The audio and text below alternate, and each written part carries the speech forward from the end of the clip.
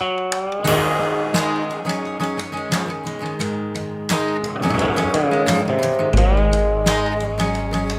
to the Mouse and Men, where we explore the grown-up side of Disney.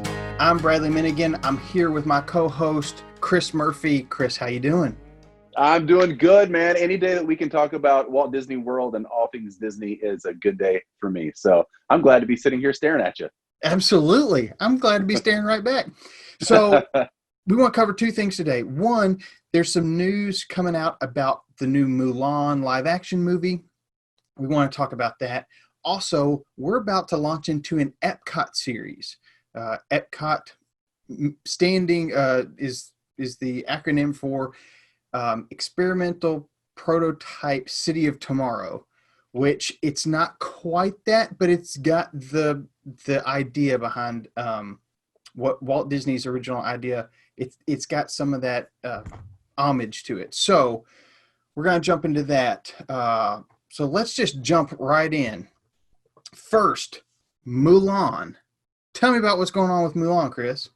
Well, we've heard recently that Mulan, instead of being in theaters, like it was planned to do since its inception of doing a live-action Mulan, was going to be in theaters. And then when all of this COVID-19 coronavirus pandemic happened, they decided to push pause on the release and said that, you know what, we're going to wait until all this blows over, and then we will give it a wide release in theaters. But here we are in August of 2020, and they have now made the decision that instead of releasing it to theaters, because returning to theaters is becoming a bit more problematic than we hoped it would be 6 months ago or 5 months ago or however long it's been now. I feel like that we've been in a pandemic for years now.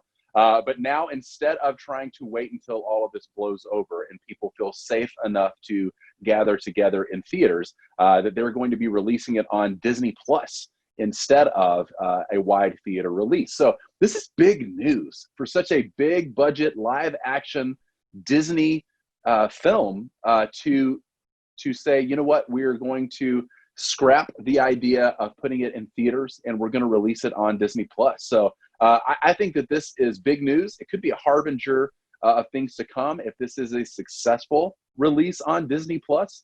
It's big. What do you think about it? So it's interesting because earlier when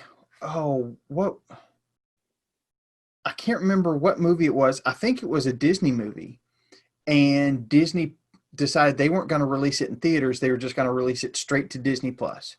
And, yeah, I think it was the Disney Pixar Onward, which was a great movie. I loved it. Yeah. Went straight to Disney Plus. It just showed up in the Disney Plus account one day. This one's a little bit different. Well, let me back up. AMC got mad when Onward was released straight to streaming instead of going to theaters first. I get it. AMC wants to protect their income, which is popcorn and candy. But Mulan is going to be released on Disney Plus. But if you want to see it, you have to pay an additional $30. You have to buy a ticket. Yeah, I get it. Why not? Disney.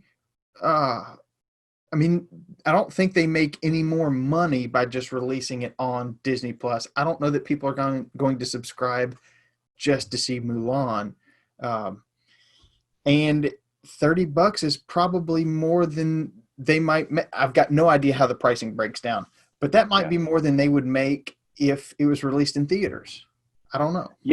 Yeah, going directly through their own streaming platform and offering it as an upgrade versus releasing it to a theater where the theater takes a cut and all of the issues that go into the marketing of getting people excited about a movie to go to the theater.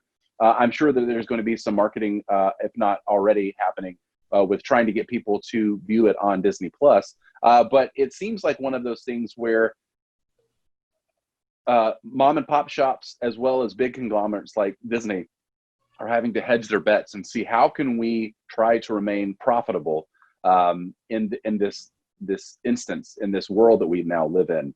Recently, a report came out, and I don't know the exact numbers, but The Disney parks side of Disney has lost hundreds and hundreds of millions of dollars over the past several months of not being able to even be open when people were getting out of school and usually going on their vacations in May Right. and June. And they finally did open back up several weeks ago. But, you know, having to social distance and having to keep the parks at half capacity, that they're looking for ways to mitigate the losses that they have inside the parks. And so it does make sense. Now, whether it creates a further tension between big movie theater chains like AMC, could very possibly do that, because now they're taking another tentpole Disney release for a year, and instead of releasing it to theaters, they are allowing it to be on their own platform instead. So it could be a sign of the times. It obviously is a sign of the times, but it could be something that who knows if it will bode well for the future of going to see movies in theaters as we return to a new normal and then try to return to do the things on a normal, usual basis, like going to the movies, especially in the summertime. You know, something that I always think about as a musician, watching live recordings versus actually being at a live show is totally different. Yes. And I see theaters the same way. You need to make it all about the experience. And a lot of theaters have done that with these dining theaters where you can get a full meal while you watch the movie. But I can see, I know a bunch of people who love seeing movies in theaters. I get it. It's a huge screen. You're not getting distracted by things at home as easily. The sound system is usually a lot better than what I've got at home. So why not go to the theater and see it in surround sound? So I can see if I'm running a movie theater, I'm worried about right now because I can't be open. But when I do open, I think I've got, maybe I won't be as big. Maybe the huge 30-screen movie theaters won't be as popular. I think drive-in theaters, we've got 2 or 3 near, within a couple hours of Nashville. I think that's going to be big. I had this thought, why doesn't Chick-fil-A start doing drive-ins somewhere? I don't know where, I don't know how, but buy up a parking lot and lease the rights, go to town, because what family doesn't want to go see a Disney movie and have Chick-fil-A? That is the American way, I feel like. Yeah, and if you were, I like that idea, because if you were to take an existing company like a Chick-fil-A that already offers food that people crave and that do for snacks as well as meals, that's a family-friendly place, and offer that to be an opportunity for people to come in and get a value meal that when you average out the price of what you would pay at a Chick-fil-A or a McDonald's or a Burger King or something like that, once you get a value meal, you're still probably paying equal to or less than you would pay at a movie theater to get a popcorn and a Coke and a box of candy. And so there are some interesting opportunities out there for those types of companies, but it makes for an old Luddite like myself who enjoys going to theaters, who enjoys that option to be there with other people and to experience a first run new release movie with a bunch of people in there, and to hear all of us laugh together or gasp together. I love that communal experience. But I heard some people talking on a YouTube show a few days ago. It's a sports show, and they were talking about how the room was pretty split. And like some people, like, why would you even go to a theater when we have huge, amazing screens at our houses? We also can sit around and in our PJs. We can, often you've got a sound bar that can mimic similar things to what you see in a movie theater with even the sound. Like, why would you get out? And the other half were arguing that, like, no, it's the communal experience that's so special. I can see the benefit of both ways. I know that for myself, being having a family of 4, that it is really difficult to go see a first run movie in a movie theater and not walk out having spent less than $100. Especially if you're going to go to a big screen, or if it's an IMAX, or if it's 3D, you're paying $20 a ticket. And then on top of that, you're getting snacks and refreshments. You're walking out of there $100 plus. So $30 for your entire family to sit in the living room and watch Mulan seems like a bargain. Yeah, I agree. And I think that just like music has those diehard concert goers, movies are going to have those diehard theater goers. It may have the base may have gotten smaller, but that just means you need to go from mass media down to kind of a niche market again. Yeah, but true. Disney's got to look out for Disney first. I know they've got partnerships with movie theaters, but that distribution with streaming is just not the same that it was before. So yeah, and before the pandemic hit, movie theaters were a particular part of our economy that have been struggling over the last few years of how to have people keep coming in. Again, I'm alluding to what I said a few minutes ago. Screens at home are getting crisper and larger. Sound systems for a reasonable price are getting less expensive and higher quality. And so things like that keep people from going and having these experiences with other people in a movie theater. And again, I can see the benefit of staying at home in this beautiful, comfortable surroundings with this big screen TV that's on everybody, or on many people's living room walls these days, versus going in and spending $100 to have that experience at a movie theater. I love being at home and watching my TV, but I love going and having that communal experience. And so it's interesting. It's a little scary because I'm used to being able to go and see first run movies, especially these blockbusters that are meant to be seen on a big screen with big sound.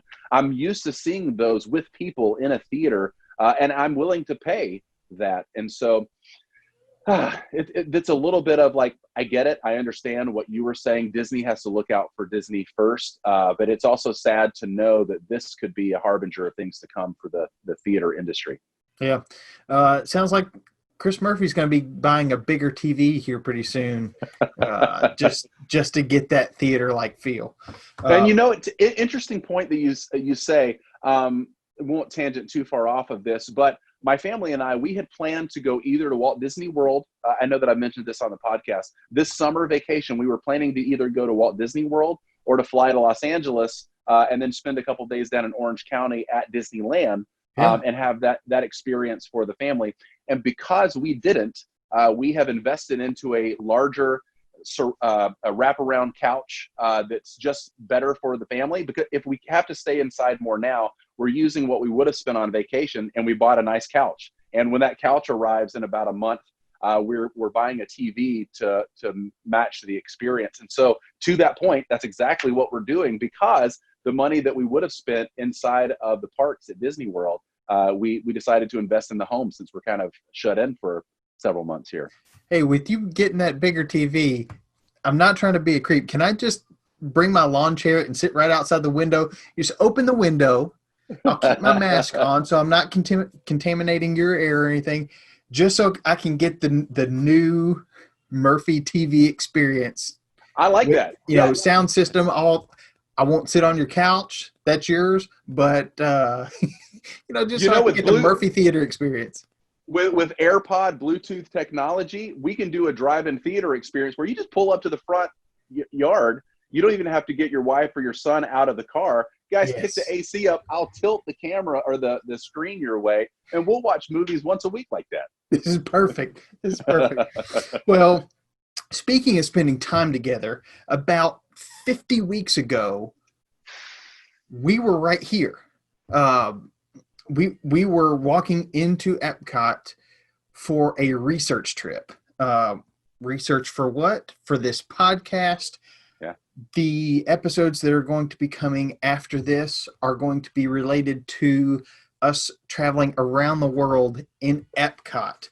So, Chris, why do you love EPCOT? And then I'll tell you why I love EPCOT. But just for listeners who, maybe have not visited EPCOT, or they've got kids, they haven't been since they were kids. Yeah. Why Epcot? I have a few reasons in particular. And this being the grown-up side of Disney for the Mouse and Men podcast, I think that Epcot is an ideal conversation starter for the grown-up side of all of us. Even if we're kids at heart, the grown-up side of us really speaks to me at Epcot. I can remember growing up, and Epcot to me was the last thing that I wanted to do. I would rather just stay in Magic Kingdom 2 days than go to Magic Kingdom one day and Epcot another day. And this was before Animal Kingdom and MGM Studios opened their doors back in the 80s. But for me, I thought that Epcot was boring. I thought it was it just wasn't fast enough. There weren't enough characters walking around. And so because of that, I wish that I could stay in Magic Kingdom. But when I was about 19 years old, I went back to Disney after probably about a 7 or 8 year hiatus. And I kind of hesitantly I guess I'll go to Epcot. Everybody else is doing it. Let's do this. And I went in there and I loved the experience. One was that because there was a slower pace. I really appreciated that. Oftentimes, even when my family and I go to Disney World, it's a fast-paced visit because we want to squeeze as much in as we can. And so we're, especially in a place like Hollywood Studios or Magic Kingdom, we're trying to check off every box as much as we can while we're there. But Epcot always feels, as an adult, like a place where you can kind of take your time. Yeah. You can enjoy it a little more. There's a lot more to see without having to stand in lines that make that pace a little bit more relaxing than every other part of Disney. Do you agree? I agree. So and even though you say it's more relaxed, you can take your time, it's something that some Disney people say is it a 1-day park? Is it a 2-day park? As in, can you get to everything, enjoy everything in 1 day, or do you have to go back? Epcot is a 2-day park for me. Yeah, I agree. It's because we tried to see Epcot's split into 2 sections. World Showcase is what where we focused, going to all 11 countries, and trying a taste of each. So that was a rush. I mean, Yeah. we got there shortly after the park opened, kind of got acquainted, got our plan, and then just hit the ground power walking. I don't advise running through the parks. And I mean, we finished minutes before they closed the park. But what I love is, well, let me say this. Like you, as a kid, it's boring because I love roller coasters. Sure, me too. But if you're not a roller coaster person, this may be the perfect park for you, because there's not much going on in the world of roller coasters here. This is a different type of experience. You're going around. If you love to travel, this is a great place to kind of figure out, okay, would I like to go to one of these countries? Because you get an authentic taste of each one. And I do mean taste as in eating and drinking, but also just experiencing what the culture is like, because the cast members, which is what Disney calls their employees, the employees at each pavilion, at each country, are citizens of that country.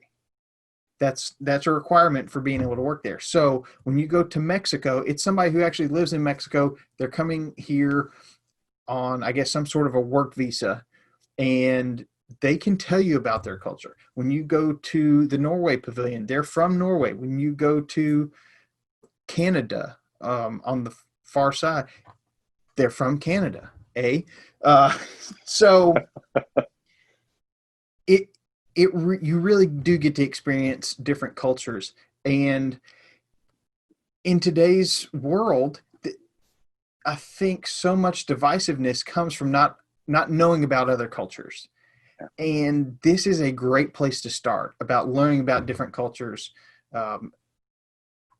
Plus, you get to try a whole lot of different stuff.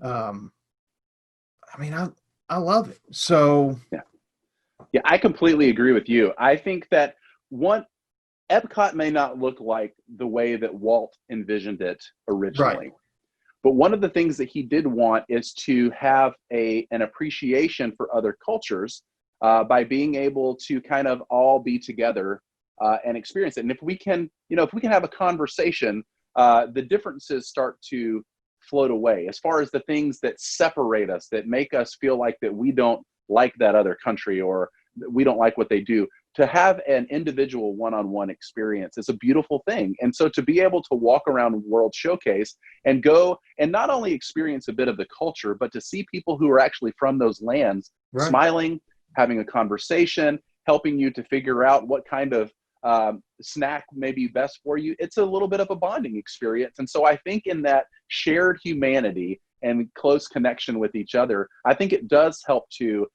further Walt's vision. Well, and so and just like you're saying, because if you focus on what makes you alike, you're going to get along. You'll never get along with somebody when all you focus on are your differences. Sure. Differences, if you play them right, you can, I may be strong in this area, you may be strong in that area. We can play to those strengths, but we have to play as a team. Sure. Yeah. So yeah, I agree wholeheartedly with everything you're saying. And you referenced Walt's original idea. It was for this to be a city, that people could actually live inside this park somehow. Yeah.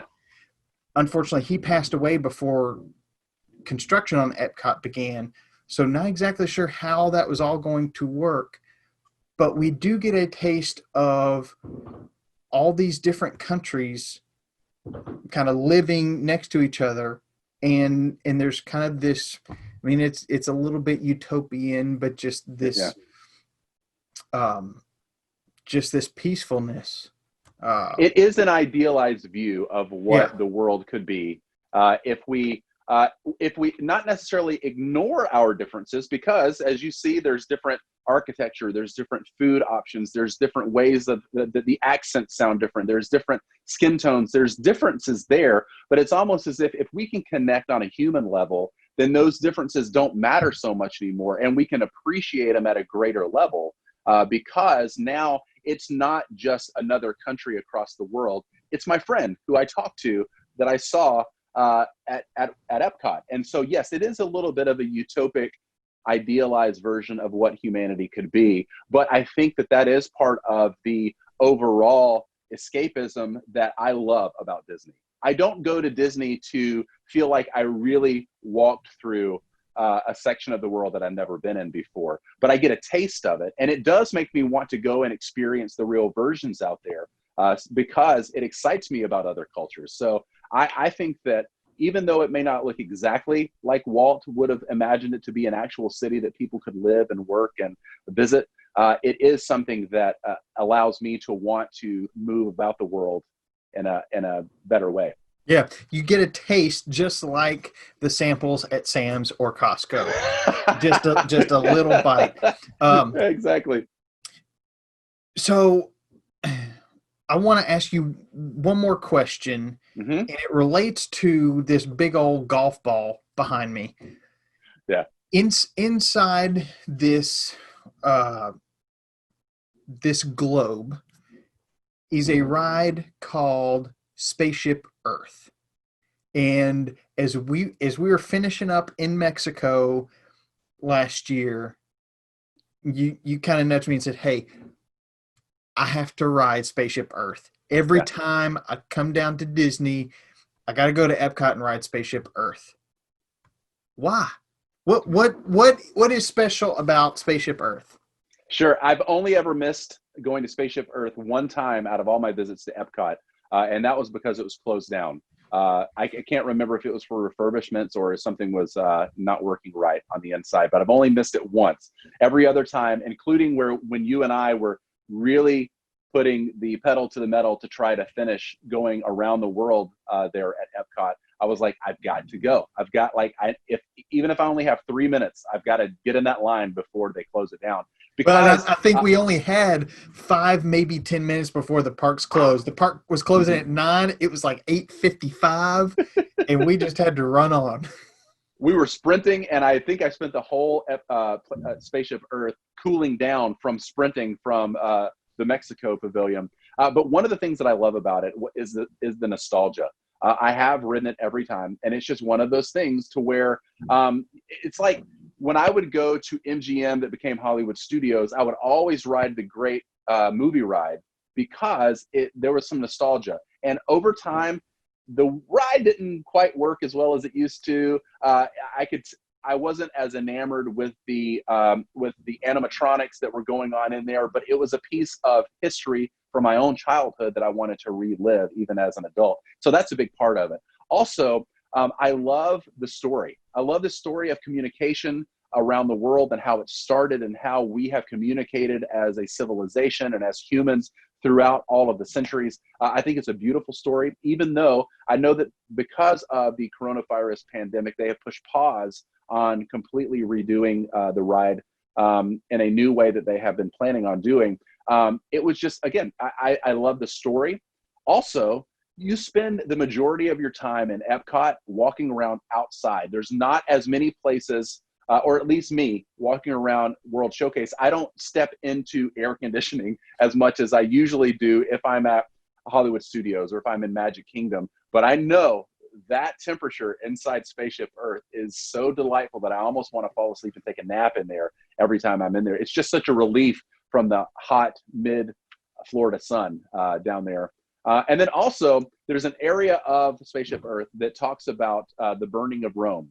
And it's one of my favorite places in all of the parks because the visuals are so powerful. It's actually a somber note in the story that they're telling, and especially it reminds me and smells like chili cheese Fritos. Whatever they're using to make it smell like burning smells like chili cheese Fritos to me, and so I have to go back to go. Yep, still smells like chili cheese Fritos. Cool. And so for all of those reasons and many more. It's one of my favorite rides in all of the parks. Well, expect chili cheese Fritos to show up on your doorstep here pretty soon. You also showed me a candle company that makes candles scented like a lot of Disney attractions and areas. I believe they've got one that smells like Rome burning. So I may have to track that one down for you. Absolutely. I'm going to have to get back on that website. But, I think just to add to what you're saying, I think Spaceship Earth is such a good, and we wrote it at the very end of the day, and I think that was perfect. I think that was the icing on the cake because as we've gone around the World Showcase, we've talked to all these people from different countries, and now it's all kind of put in context of we're all on this journey together. We've got to work together to survive. And I think that's just a beautiful picture. And it's not out of reach. I think it is possible. But I also have a new appreciation for it because I was always kind of, it's a slow ride. It's very much a storytelling thing. It's not a thrill ride. But riding it with somebody who has a passion for it now makes me excited about it. And that's our objective with this podcast is we love the Disney parks and a lot of what the Disney company does. And, there are people whose families want to go to Disney, but there's something for you. And so hopefully as we go around World Showcase in the next few months, as we tackle these episodes, hopefully we'll point out something that maybe kind of tickles your fancy, something that sounds enjoyable to you. But that's what we want to do. We want to explore the grown-up side of Disney. Yes. I'm so excited. I can't wait to share these episodes on the different countries. We're going to be taking one episode for each country and just kind of giving you a tour around. So Especially in this day and age. World. Yeah, especially in this day and age when we can't travel as much as we would like to be traveling. I think that taking our trip to EPCOT from months back will allow us to kind of be there, to kind of experience it in audio form, so that when we can all get back to Disney, we can be reminded of those and go back and listen to those episodes and what's cool about each of the pavilions around the World Showcase. So let's all virtually take a trip down to EPCOT over the next couple of weeks while we walk around World Showcase. Absolutely. Chris, anything else you want to just say about EPCOT before we sign off? No, I would say that not only are they planning on refurbishing Spaceship Earth, there are a lot of new plans coming to EPCOT over the course of the next several years that have been announced. Some of them have, again, been pushed on pause because of the state of the world that we find ourselves in. But EPCOT, I believe, is going to, from an adventure and an excitement level and a not just I'll go to EPCOT because I want to check off that I went to all 4 parks at Walt Disney World. It's going to become one of those destination parks like some of the other ones like Magic Kingdom and Hollywood Studios and Animal Kingdom, because they're bringing in a lot of attractions over the next couple of years that have me pumped up. So we will be talking about some of those in our walk around the world. So EPCOT to me has been just a warm place in my heart when it comes to Disney, but I'm even getting more excited about the returnability factor of being able to go back year after year and see new things that they've got planned. So I'm an EPCOT fan, and I always will be. What about you? I'm excited. I'm excited for the new stuff. There's not a whole lot changing to World Showcase. I don't think a whole lot needs to change other than just and they already do this occasional refurbishments, just things that need repair. But I think it does a great job of telling the history and the current state of these different countries. So I want to go back. Yeah, me too. I don't care if I've got to wear a mask. I want to go back. I'll sweat it out in the Florida heat. But don't forget to find us on social media at The Mouse and Men, on Facebook, on Twitter, on Instagram. Also, we will be launching a website for The Mouse and Men, themouseandmen.com. Right now, you can go to sign up. We will be releasing our top 10 things to do for grown-ups in Walt Disney World. So if you want to be first on that list, sign up with your email address there. This has been another episode of The Mouse and Men, and I cannot wait for the next episodes. It'll be here before you know it, man. Thanks for joining me again on this walk down memory lane with EPCOT specifically, but anything Disney, especially the grown-up side of Disney. Thanks for joining me, Bradley. See you, Chris. See you, buddy.